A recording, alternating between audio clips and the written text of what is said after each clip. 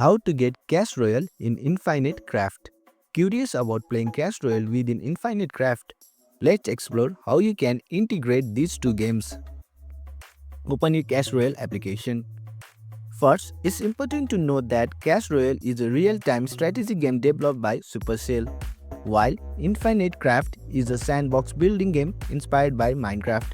These two separate games within different gameplay machines. To combine elements of Clash Royale into Infinite Craft, you can search for Clash Royale modes for Infinite Craft on reputed modding websites. Once you find a suitable mode, download, locate, and place the mode into the mod folder.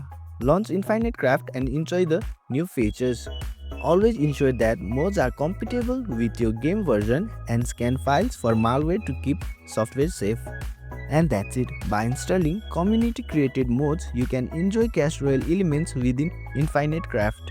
Thanks for watching. If you found this helpful, give it a thumbs up and consider subscribing for more tutorials. Drop a comment if you have questions or suggestions for future videos. And don't forget to check out our playlist. See you in the next one.